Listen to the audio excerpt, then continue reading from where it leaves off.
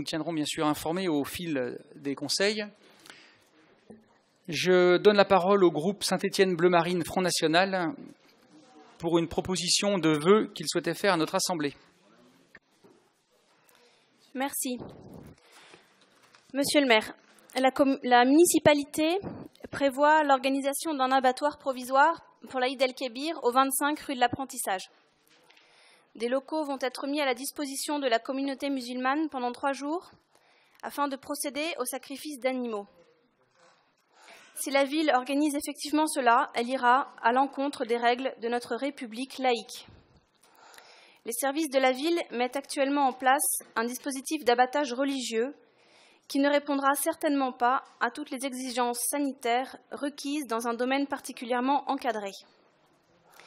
Des dizaines de petits abattoirs ont été fermés ces dernières années parce qu'ils n'étaient plus aux normes.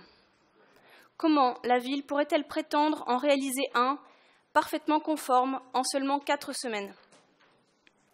Cette conformité concerne le lieu où les bêtes sont exécutées, mais aussi leur transport, l'évacuation du sang, la décontamination, la proximité des humains, l'évacuation des matériaux à risque.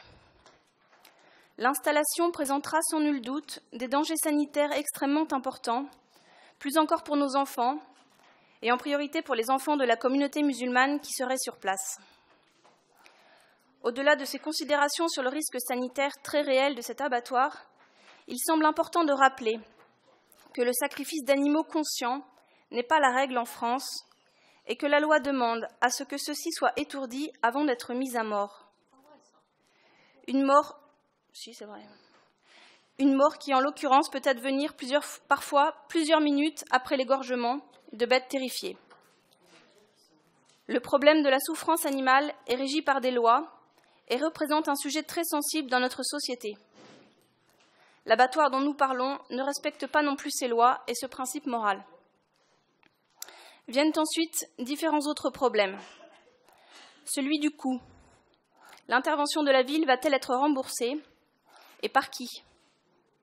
La mise à disposition d'un local municipal sera-t-elle rétribuée? Celui du droit. Comment comprendre que la municipalité n'ait pas consulté le conseil municipal pour déléguer un de ses bâtiments, comme le veut l'article L. 2122-22 du Code des collectivités? Les raisons ne manquent pas pour s'opposer raisonnablement à ce projet d'installation qui ne semble conforme ni d'un point de vue technique, ni d'un point de vue légal, ni d'un point de vue éthique. C'est pourquoi nous demandons le vote des membres de notre Assemblée pour l'annulation pure et simple du projet de cet abattoir rituel. Merci.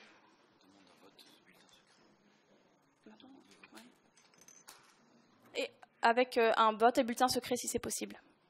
Merci. Si c'est possible, disons qu'on va appliquer le règlement du conseil municipal. Je vais, avant ça, vous répondre. Personne ne souhaite prendre la parole à ce stade? Très bien, mais j'enregistre les demandes de parole, Madame Moreau et Madame Thomas.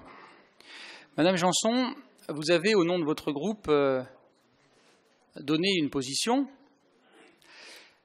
avec énormément de contre-vérités, voire même de mensonges, et dont pour certains d'entre eux, je ne peux pas penser qu'ils sont involontaires. Comme je l'ai dit tout à l'heure, il y a beaucoup de questions finalement qui se règlent comme ça dans une mairie. Je souhaite faire preuve à la fois de pragmatisme et d'efficacité.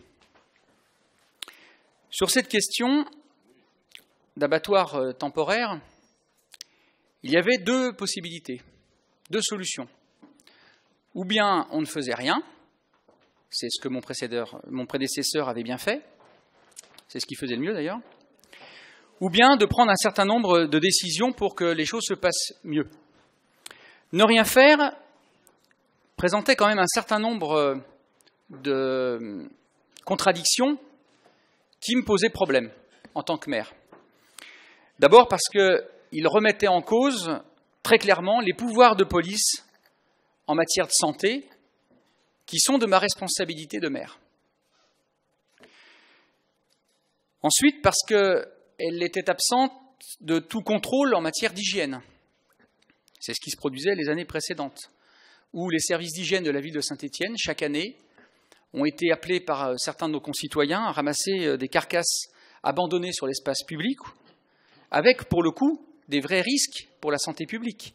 Des risques de contagion, puisqu'on retrouvait des peaux ou des carcasses dans certaines rivières de la ville ou dans certains fossés, sur l'espace public, avec des risques de contamination qui existent et que vous avez cités il y a un instant. Ensuite, parce qu'il a été également constaté par les services de la préfecture des transports de bêtes, d'animaux, dans des conditions qui ne sont pas conformes à la loi. Également parce que, pour avoir échangé avec des agriculteurs, des éleveurs de notre agglomération, ceux-ci ont, ces dernières années, été lésés par des achats qui empruntaient des circuits plus organisés que les nôtres dans d'autres départements, le 69, le 71.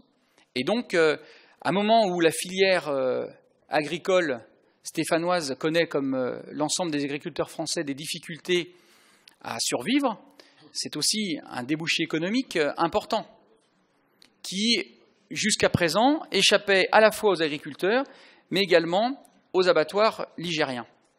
Pour toutes ces raisons, continuer à se voiler la face et à ne rien faire me semblait être une mauvaise décision.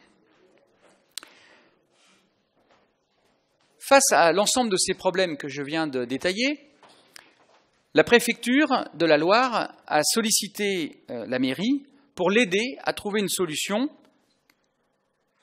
simple, pragmatique, efficace, pour respecter la loi.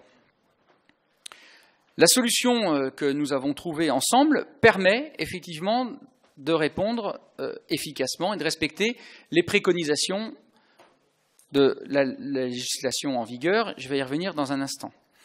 Elle permet aussi de valoriser les éleveurs locaux, et j'ai d'ailleurs reçu les remerciements des filières professionnelles qui voyaient ce débouché économique partir vers d'autres départements,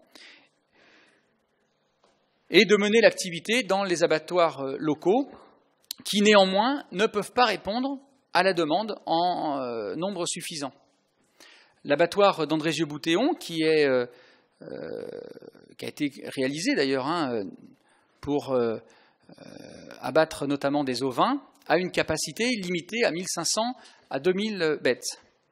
Or, dans le sud de Loire, c'est environ 4000 animaux qui seront achetés aux éleveurs locaux.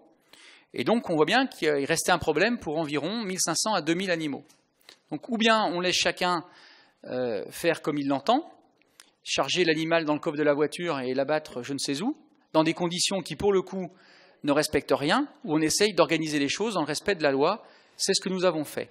Je vais répondre, Madame Janson, aux 4 points précis que vous avez abordés en soulignant les erreurs que vous avez commises d'appréciation. Vous me reprochez de ne pas respecter les normes juridiques, notamment sanitaires, compte tenu des délais qui sont très courts avec tous les risques supposés que vous avez énumérés.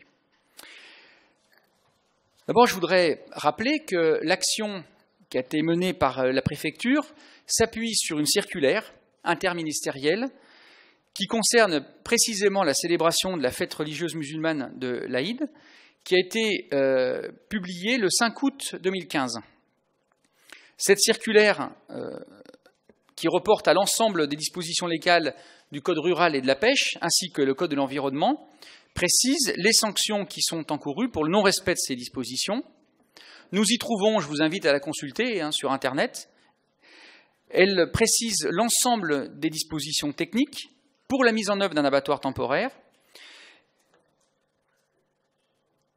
Et donc vous pourrez retrouver l'ensemble de ces dispositifs à la fois dans ce guide, mais également dans la proposition qui a été faite et validée par la préfecture.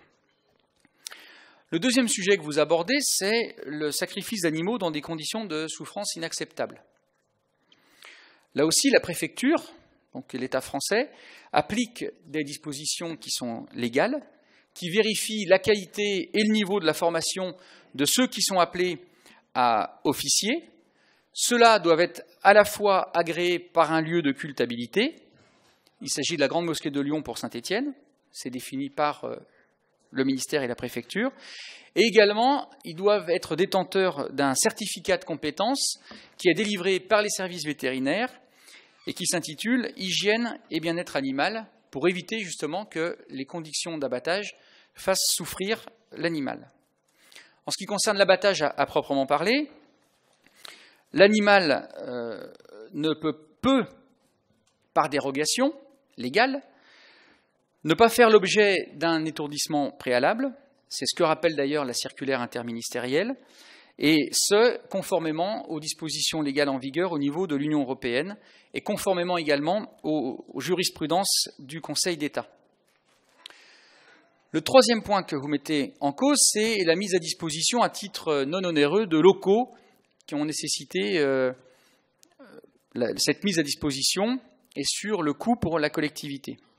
D'abord, en préambule, dire qu'évidemment, ce n'est pas illégal, puisque le Conseil d'État, dans sa décision du 19 juillet 2011, estime que les dispositions de la loi du 9 décembre 1905 ne font pas obstacle à ce qu'une collectivité territoriale ou un groupement de collectivités territoriales, dans le cadre des compétences qui sont dévolues par la loi ou qui sont prévues par ses statuts, construisent ou acquièrent un équipement ou autorisent l'utilisation d'un équipement existant pour permettre l'exercice de pratiques à caractère rituel relevant du libre exercice des cultes, à condition qu'un intérêt public local, tenant notamment à la nécessité que les cultes soient exercés dans des conditions conformes aux impératifs de l'ordre public, en particulier de la salubrité publique et de la santé publique, justifie une telle intervention, et qu'en outre, le droit d'utiliser l'équipement soit concédé dans des conditions notamment tarifaires qui respectent le principe de neutralité à l'égard des cultes. C'est la question d'ailleurs beaucoup plus large de la laïcité qui est abordée dans ce chapitre. Et là, je peux concevoir que nous n'ayons pas la même conception de la laïcité. Certains, dans ces rangs, considèrent que la laïcité, c'est la négation de toute religion et qu'on doit faire comme si elle n'existait pas. D'autres, dont je fais partie, considèrent que la laïcité, dans le respect de ceux qui n'en ont pas, y compris, doivent permettre à chacun, à ceux qui ont une religion quelle qu'elle soit, de pouvoir l'exercer librement dans notre ville, évidemment en respectant les lois de notre pays. Sur cette question précise d'aménagement du site, je donnerai la parole à Denis Chambre qui apportera toutes les précisions indispensables. Ce que je tiens à préciser, c'est que cette mise à disposition ne coûte pas un centime à la ville. C'était un local inoccupé, qui n'a pas fait l'objet de travaux particuliers de la part de la municipalité, et que c'est les services de la préfecture qui ont assumé l'ensemble des équipements, ainsi que l'association à qui va être confiée la gestion du site pendant ces 3 jours. C'est elle qui a assumé l'ensemble des investissements d'équipement. Sur le 4e point, qui est le non-respect de l'article L21-22-22 du Code général des collectivités territoriales, où vous me reprochez de prendre une décision sans qu'elle ait fait l'objet d'une délibération au conseil municipal, je rappelle que lors de la séance du conseil municipal du 22 avril 2014, la délibération 94, qui a été transmise en préfecture le 28 avril, qui a été validée par le contrôle de légalité, établit une liste exhaustive de délégations qui permet de déroger aux dispositions de cet article. Et donc, à ce titre, j'ai reçu délégation du conseil municipal pour traiter ce type de dossier, comme nous l'avons fait pour d'autres d'ailleurs, au titre des décisions qui figurent dans le recueil des décisions dont je vous ai demandé de prendre acte tout à l'heure. C'est la délibération 15-04-82. C'est exactement dans cette situation précise dans laquelle nous nous trouvons. Donc face, je dirais, à une situation où on volontairement se bouche les yeux et qu'on ne veut pas voir, qu'on ne veut pas traiter, eh bien j'ai souhaité, vous le voyez, dans le respect strict de la loi, permettre que la filière agricole trouve ses débouchés sur notre territoire plutôt que dans d'autres départements, et que, pour des raisons religieuses, ceux qui souhaitent pratiquer ce rite puissent le faire dans le respect des lois. Si nous n'avions pas pris ces décisions, bref, si on avait fait comme les années passées, eh bien nous aurons assisté à toutes les dérives que j'ai citées en préambule. Je donne la parole à Madame Thomas et à Madame Moreau. Oui, je veux simplement préciser en complément de ce que vous avez dit. Enfin, sur le début de votre intervention, je partage modérément puisque c'est la préfecture qui a sollicité effectivement, qui est à l'initiative de cette démarche d'installation d'un abattoir temporaire. Et les années précédentes, il était situé sur la Talaudière. Et effectivement, donc cette année, donc Saint-Étienne accueille cet abattoir temporaire et je m'en félicite. Nous avons tous reçu en tant qu'élus donc le projet de vœux du Front National avec un courrier d'explication qui l'accompagnait pour demander l'annulation de cette décision d'installation d'un abattoir pour abattage rituel durant les 3 jours de l'Aïd. Selon le Front National, et on a pu l'entendre tout à l'heure, le projet ne semble ni conforme d'un point de vue technique, ni d'un point de vue légal, ni d'un point de vue éthique. Moi, je dis que c'est faux. Vous avez cité, Monsieur le maire, la circulaire de 2015, effectivement, mais il y a un texte d'une portée législative supérieure. C'est un décret, et qui ne date pas d'aujourd'hui, parce qu'il date de 1997. Le décret, donc, pour instruire ceux qui ne le savaient pas, 97-903, dans son article 8, autorise l'abattage sans étourdissement, c'est-à-dire par saignée, pour des raisons religieuses et pour des questions évidentes d'hygiène et de sécurité sanitaire. L'abattage rituel est interdit en dehors d'un abattoir. C'est l'article 11. Il doit être pratiqué par des sacrificateurs habilités par des organismes religieux agréés, comme vous l'avez mentionné, Monsieur le maire. Donc il y a un texte qui date de 1997 qui réglemente les choses. Et chaque année, les choses, cela se fait, puisque Andrézieux, effectivement, il y a un abattoir qui permet de traiter donc, le problème. Il y avait la Talaudière auparavant, donc aujourd'hui c'est Saint-Étienne. L'abattoir de Saint-Étienne, l'abattoir permanent, n'a pas de filière mouton et donc ne permet pas la pratique de l'Aïd. Donc c'est pour cette raison que cette installation temporaire a son utilité. Et je le répète, sur la proposition de la préfecture, parce que c'est l'application de la loi. Donc les choses sont cadrées, contrôlées. Les services vétérinaires de la préfecture et le sacrifice animal pratiqués comme prévu par la loi, les faits par des professionnels dont le savoir-faire est reconnu. Je crois qu'il y a 3 ou 4 sacrificateurs qui pratiquent. Et moi, j'ai eu l'occasion d'en discuter avec des vétérinaires. Ils ont un savoir-faire qui est tout à fait de qualité. Alors, le Front National se réclame de la défense de la laïcité. Vous m'y entendez ça que d'être sourde, hein. C'est un comble quand même. Hein. Mais malgré tout, moi qui suis une défenseuse, et j'ai eu l'occasion de le dire, de la laïcité, je dirais que la meilleure garantie, c'est une garantie pour le bien vivre ensemble, et cela passe notamment par la possibilité pour chacun de pratiquer sa religion dans de bonnes conditions. Et nous ne sommes pas dupes. Le seul objectif d'une telle agitation de la part des élus du Front National, c'est bien, comme ils ont l'habitude de le faire, de stigmatiser une partie de la population stéphanoise, de diviser et de répandre la haine. C'est leur fonds de commerce. Nous ne sommes pas sur ce registre. Donc, je le répète, nous accueillons favorablement cette décision d'une installation d'un abattoir temporaire. Nous faisons confiance aux services, la DDPP, Direction départementale et protection de la population, des services de la préfecture, pour que ça se fasse dans de bonnes conditions. Et pour nous, il n'y a aucun problème de ce côté-là.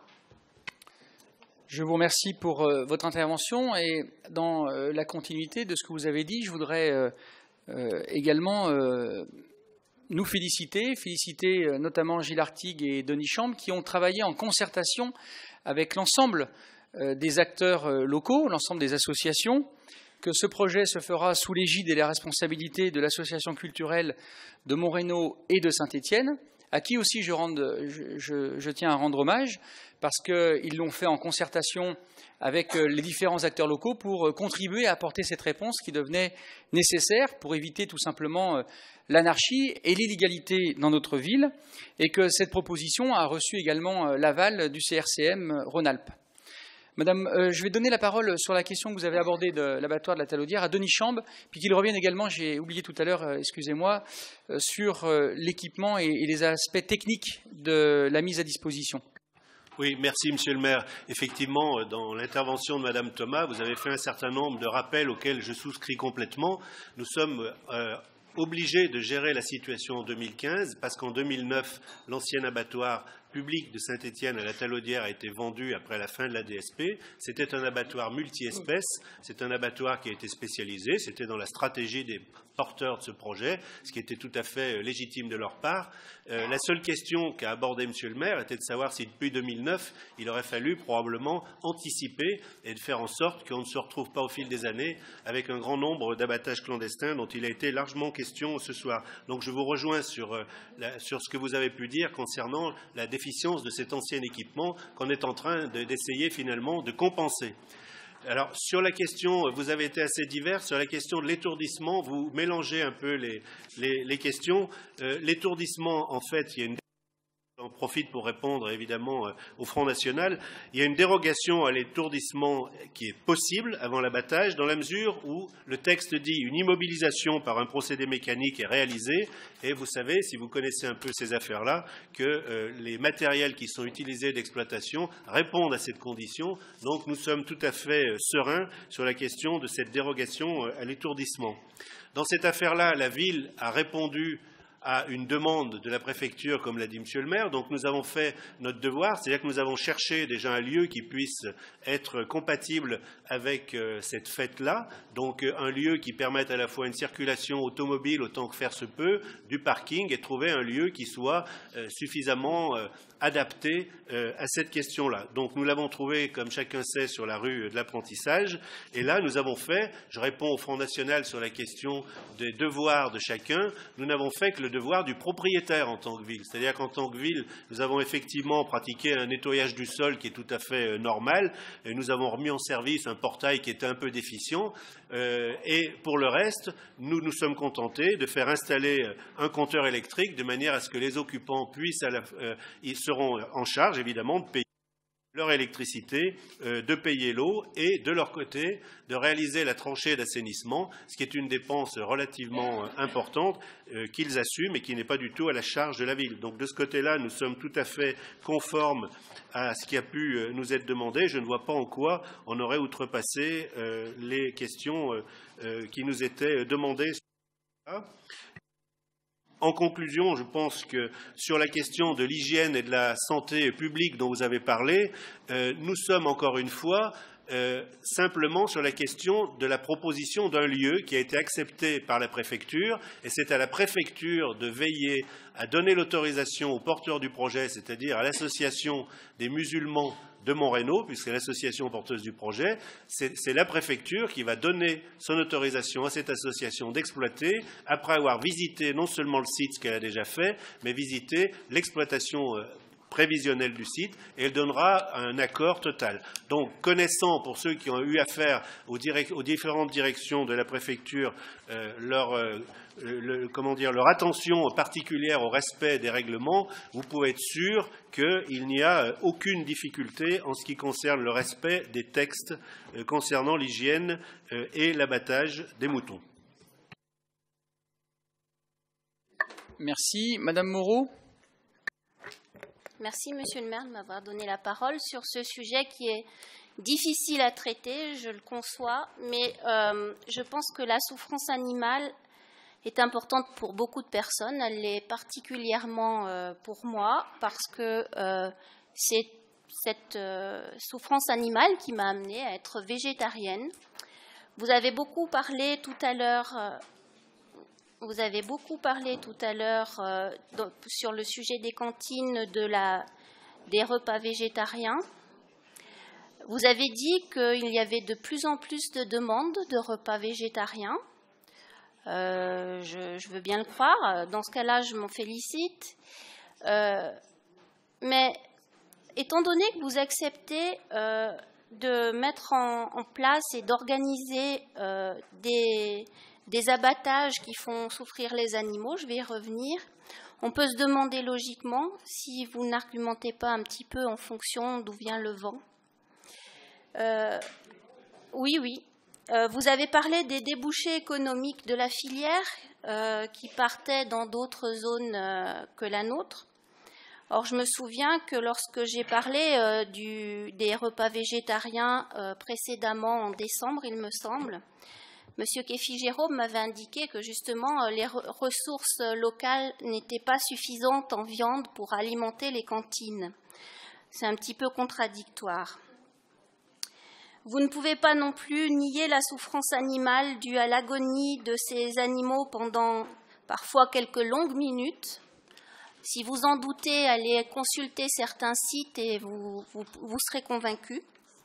De nombreuses études existent, universitaires, médicales, sur ce sujet. Je ne pense pas qu'on puisse les nier.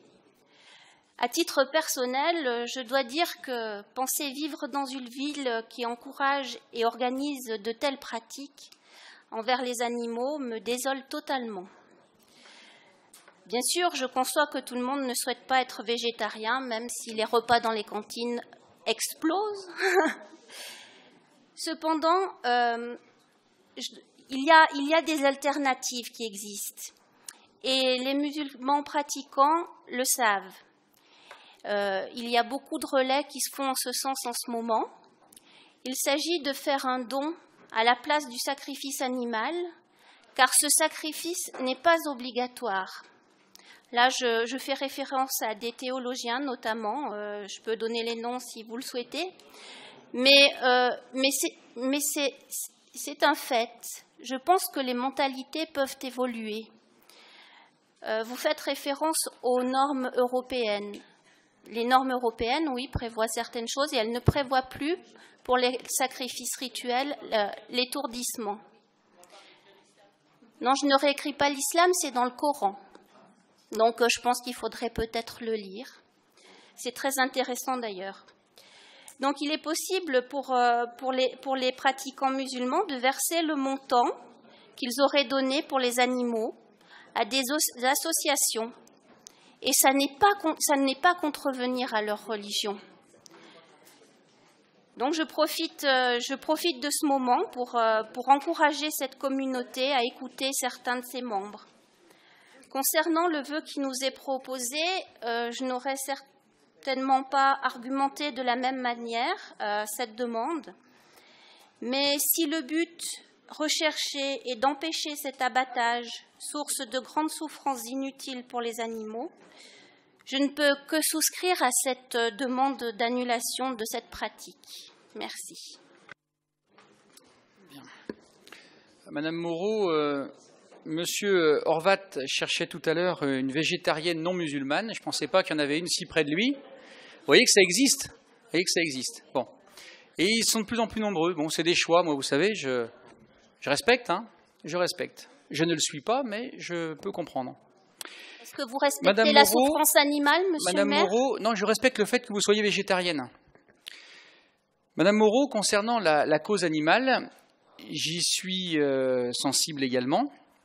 J'ai pris d'ailleurs des engagements, notamment sur l'accueil des cirques, par exemple, dans notre ville, et on est en train, avec Lionel Saugue et ses collègues en charge du commerce, d'y travailler pour imposer un certain nombre de critères, pour arrêter, comme on l'a vu aussi ces dernières années, des pratiques qui sont inacceptables, qui utilisent les animaux comme des objets. Et donc, ce sont des dispositions dont on pourra reparler très bientôt, puisqu'elles sont quasiment finalisées. Même chose sur la question des oiseaux qui sont nuisibles. Il y en a un certain nombre, je reçois des courriers, ils peuvent être oiseaux et nuisibles. Je reçois des courriers de notre population qui se plaint de bruit, qui se plaint de fientes, qui se plaint de surpopulation. Et là aussi, j'ai souhaité travailler avec Cyril Mecjean pour les questions de santé publique, sur d'autres méthodes un peu innovantes qui n'ont jamais été testées dans notre ville, pour faire en sorte d'éloigner ou d'éviter la reproduction massive de ces oiseaux. Je pense aussi qu'en ce qui concerne la prolifération des chats, nous avons un problème, même si l'article que j'ai lu la semaine dernière, je l'ai trouvé un petit peu exagéré, on n'en trouve pas à tous les coins de rue, néanmoins, il ne faut pas nier cette surpopulation. Et là aussi, il existe en lien avec les vétérinaires des actions à mener. Nous travaillons également et nous réfléchissons en lien avec mes collègues de l'agglomération à l'avenir de la fourrière municipale, puisque la précédente municipalité a supprimé les postes de capteurs d'animaux, que malheureusement les animaux ne respectent pas les frontières, hein, cher André Fredenberg, ils ne respectent pas les frontières des communes de l'intercommunalité, Donc, il ne s'occupe pas si dans la ville voisine, il n'y a pas de fourrière, hein, il traverse. Bon. Et c'est souvent Saint-Étienne qui est amené à assumer ses responsabilités. Néanmoins, je crois, Madame Moreau, qu'on peut être sensible à ces questions-là, et je pense l'être, tout en respectant à la fois votre position, et les actions que je souhaite mener en cette direction avec mes collègues montrent cette préoccupation, et en même temps respecter ceux qui mangent de la viande, ceux qui souhaitent respecter ces rites, parce que de toute façon, Madame Moreau, comme les années précédentes, ça se fera. Donc l'idée, c'est encore une fois, on peut se voiler la face en disant c'est pas bien, en disant il devrait. Vous avez tout à fait raison sur les dons. C'est effectivement autorisé par le Coran et il n'est pas interdit de promouvoir cette alternative pour faire évoluer les mentalités. Et lors de nos rencontres avec les autorités religieuses, c'est effectivement une question qu'on peut aborder. Vous savez, encore une fois, dans le dialogue, nous avons réussi, Gilles Artigue a réussi un certain nombre d'avancées. Simplement, il faut effectivement expliquer les choses, de la pédagogie.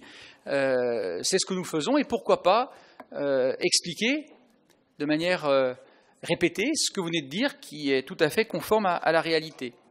En ce qui concerne la viande dans les cantines scolaires, vous avez commis une petite erreur que je vais corriger en apportant une précision. Lors de ce conseil municipal-là, Samy Kefi-Jérôme parlait du porc bio, qui effectivement vient de Bretagne. Mais encore une fois, ça fait partie des discussions qu'on avait tout à l'heure sur la cantine scolaire. C'est notre souhait de rééquilibrer la proportion de produits locaux et de bio. Et en l'occurrence, elle est française, ce qui est déjà une bonne chose. Voilà, moi, vous voyez, Madame Moreau, ce que je souhaite, un petit peu d'ailleurs, comme la discussion qu'on a eue tout à l'heure, c'est ne pas m'enfermer dans une position et faire comme si tous les autres n'existaient pas, ou pensaient comme moi, ou pensaient mal. Je dis simplement que nous avons des lois qui régissent notre République, nous avons des faits qui posent un certain nombre de problèmes. Si on ne s'attache pas à y apporter des réponses dans le respect de la loi, eh bien c'est le choix que nous avons fait. Monsieur Horvat ? Oui, monsieur le maire, tout ça ne m'empêche pas de penser que vous êtes quand même pas très très à l'aise avec ce dossier, qui n'est d'ailleurs pas sûr d'aboutir. Hein. J'imagine qu'il y a quand même pas mal de gens tout à fait autres que le Front National qui s'élèvent contre ce dispositif que vous mettez au service du sacrifice rituel. Il y a par exemple dans le domaine légal, il n'y a pas d'arrêté préfectoral pour ce site. Donc on va bien voir ce que ça va donner aussi. Vous êtes en train de dire que, sous prétexte que les sacrificateurs seraient entraînés, ça empêcherait de la souffrance animale. Mais comme le disait madame et d'autres, les animaux, encore une fois, peuvent souffrir de longues minutes avant de mourir, quelle que soit la qualité du sacrificateur dont vous parlez. Par ailleurs, vous étiez en train de dire que la préfecture s'occupait de tout. C'est complètement faux. Moi, j'ai vu de mes yeux vus des agents municipaux qui travaillent sur le site depuis plusieurs jours. Donc, ne dites pas que la mairie n'est pas intervenue de ce point de vue-là. D'autre part, il y a tout un tas de problèmes que cela soulève. Vous savez certainement mieux que moi qu'il y a une caserne de pompiers, enfin, on n'appelle pas ça une caserne, je crois qu'on appelle un centre de pompiers, juste au-dessus de la rue de l'Apprentissage, qui vient effectuer tous les secours et les interventions à Saint-Étienne. Il va certainement y avoir une cohue énorme sur le site. Ça aussi, c'est à prendre en considération. Et puis, par ailleurs, l'abattoir en question, quand on s'est intéressé un petit peu au sujet, quand on a lu tout un tas de documents sur ce que prétendent les scientifiques, l'abattoir en question ne sera jamais aux normes et effectivement il y aura une grave pollution sanitaire. Ne perdons pas de vue que nous sommes au-dessus d'un site minier et que ça va créer encore plus de problèmes parce que c'est l'accumulation de ces abattages rituels qui génère le problème. Et donc, nous pensons que c'est pas une mesure qui est satisfaisante pour énormément de monde. Par ailleurs, ce que vous disiez sur le sacrifice rituel, on devait y faire face, on devait l'accepter, c'est complètement faux. Il y a tout un tas de pays en Europe qui n'acceptent absolument pas le sacrifice rituel, ce qui n'empêche pas d'abriter sur leur sol tout un tas de musulmans qui pratiquent de manière différente. Et ce que vous dites sur les abattages qui se passeraient ailleurs, dans des jardins, je ne sais où. Mais la loi est la loi. On doit prendre en considération que si c'est interdit par la loi de faire des sacrifices rituels chez soi, eh bien on n'en fait pas. On fait confiance à la justice qui prendra des mesures pour que ça n'ait pas lieu. On ne va pas substituer à elle. Et ce que vous dites, c'est exactement comme si, sous prétexte que des gens faisaient des excès de vitesse, on augmentait la possibilité d'aller vite sur les routes. C'est exactement pareil. Je vous remercie. Bien, donc, Monsieur Horvat, effectivement, toutes les questions liées à la circulation, notamment l'accès pompier, qui n'a pas échappé, vous pensez bien, au service de la préfecture, ont été pris en compte dans le stationnement et la circulation. Il y aura évidemment beaucoup de monde, mais ce sera réparti sur 3 jours. Concernant l'aspect sanitaire, eh bien, l'ensemble des composants de l'abattage, des déchets issus de l'abattage, sont récupérés, triés et traités par les différentes sociétés qui sont en contrat avec l'Association culturelle des musulmans de Montrénaud et de Saint-Étienne sous l'égide de la préfecture. Donc évidemment, toutes ces questions-là sont respectées. Vous semblez critiquer cette tradition, ce rite. Mais vous savez, d'autres ont d'autres traditions. Et encore aujourd'hui, dans la période d'ailleurs dans laquelle nous arrivons, on tue le cochon. D'ailleurs, vous disiez tout à l'heure que la loi était importante et qu'il fallait la faire respecter. Monsieur Horvat, vous êtes sûr de la respecter, la loi, vous? Ne vous est-il jamais arrivé d'aller tuer le cochon en Haute-Loire, par exemple? Je n'irai pas, parce que j'ai trouvé ça particulièrement indécent, jusqu'à préciser votre niveau de cruauté dans ce genre de tradition, en allant baptiser le cochon d'un nom d'un être humain. Je n'irai pas jusque-là, non, monsieur Horvat. Mais quand on donne des leçons, le minimum, c'est de se les appliquer à soi-même. Alors, vous, c'est le cochon, eux, c'est le mouton. Je vais donc proposer de mettre aux voix le vœu du Front National. Je rappelle que le règlement intérieur du Conseil municipal prévoit un vote à bulletin secret, comme vous l'avez demandé, Madame Janson, à partir du moment où le tiers de l'Assemblée le demande à main levée. Je vais donc procéder à un vote à main levée pour demander un vote à bulletin secret. Qui je voudrais saluer, monsieur le maire, s'il vous que plaît, vous fassiez voter les vœux, puisque jusqu'à présent, vous ne l'acceptiez jamais. Non, je fais voter le fait de faire voter le vœu à bulletin secret. Donc, je mets aux voix la demande de Madame Janson du vote à bulletin secret de ce vœu. Qui y est favorable? 3. Qui s'abstient? Il est donc rejeté. Je vais donc mettre aux voix à main levée le vœu proposé par le Front National. Qui est pour? Saint-Étienne Bleu Marine. C'est le groupe ou c'est Madame Moreau, institut Personnet? Donc, le groupe Front National et Madame Moreau. Qui s'abstient? Qui s'abstient? Vous pouvez baisser la main. Hein. Qui s'abstient? Qui est contre? Le vœu est donc rejeté à la majorité. Je vous remercie et je vous souhaite une bonne soirée.